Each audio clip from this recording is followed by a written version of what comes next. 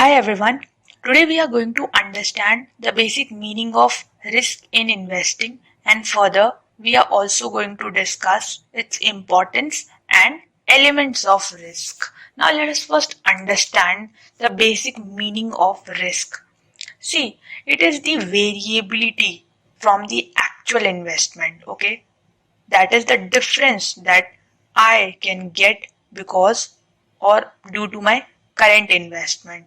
So it's always lower amount than the one which is invested, right?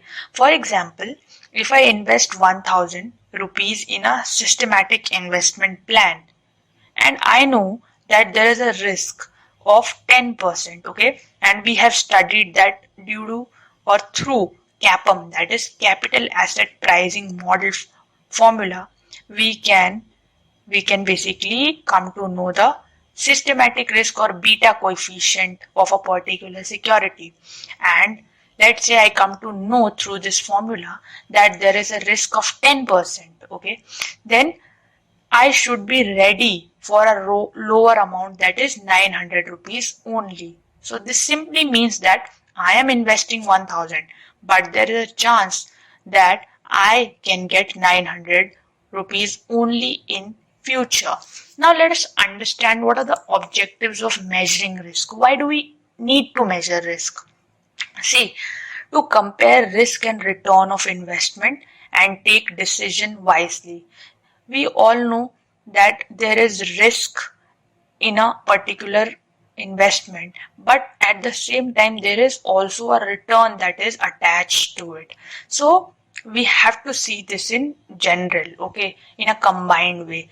When we come to know the risk and return of security, let's say I come to know that there's a risk of 10% in this security and return of 12%, then I will be preferring to invest because I know that I can gain 2% also, okay.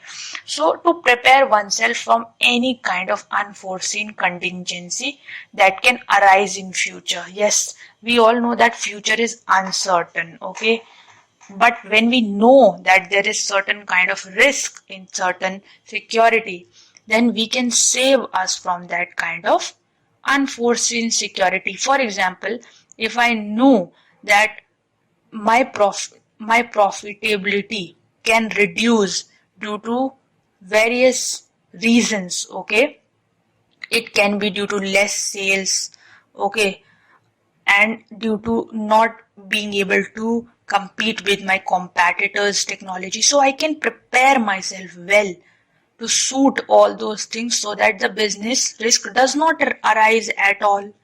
Okay, so to prepare oneself for any kind of unforeseen contingency situation that can arise in future, okay. After we come to know the risk of various investments, we can be meticulous in taking further decisions, okay, and also we can take careful decisions after we come to know that these types of investments are basically very risky, okay. For example, if I come to know that due to surge in prices of crude oil, there are certain securities which can become more risky. So I will basically abstain from investing in those securities, right? Now let us understand what are the different types of risk takers, right?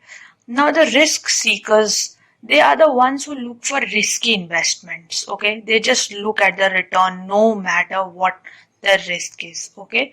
So here basically people want more risk, okay, that is they are absolutely looking for risk.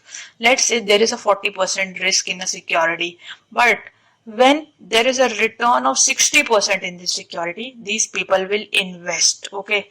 Now risk neutrals, they are the ones who want medium risk and return. They look basically for a balanced portfolio or security, okay. They basically are risk neutrals as their name suggests, okay. They don't want that much risk also and not that much risk. There should be a balance in the portfolio or the security, right? Now, risk averse, they basically don't like the risk factors, okay? They want very less risk and comparatively higher return. So let's say I get to know that there is a risk of 5% in security, but at the same time there is a return of 10%. So risk averse are the people who will like to invest in these type of securities. Now let us discuss the various elements of risk. The first one is systematic risk. See, first understand that systematic is any kind of risk which cannot be controlled, okay? It is uncontrollable.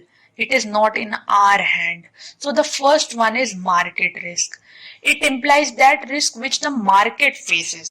Which the market faces. So it is not possible for us to control this type of risk, okay? It is not in our hand, okay? It depends on many factors. So for example, the entire stock market can crash due to any reason and we won't be able to do anything. It is something which is not in our hand, okay? Now, interest rate risk. This risk is basically on the return rate of interest of securities, okay? Due to which can rise or fall due to any unforeseen contingency, okay? The rate of interest can fall or rise at any time, and that is also not in our hand because it can be due to many reasons. If the market crashes, then also the interest rate crashes of various securities. So they are both basically interlinked. Okay. Now purchasing power risk, it arises basically due to inflation. Whenever the price rise, purchasing power goes down. Okay. We all know that inflation happens in an economy due to two reasons: demand pull factors, okay, and cost pull factors. And due to this, the price of commodities rise. And due to this, what happens is that the purchasing power can come or go down or can increase accordingly, right? So this was about systematic risk. Now unsystematic risk.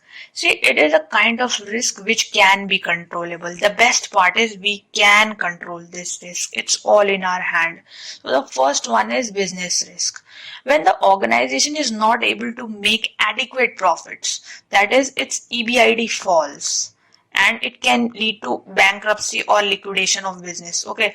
So whenever we are not able to make adequate profits, there is reduction in profitability of the company. Okay, let's say I come to know that my profits are falling because there is a competitor who is selling at a lower cost than mine and the technology used to produce that good is also better. So now I know that these are the reasons due to which my profitability is falling. So I can control this. I can work on my technology to make it better, okay, to reduce my prices thereby, okay.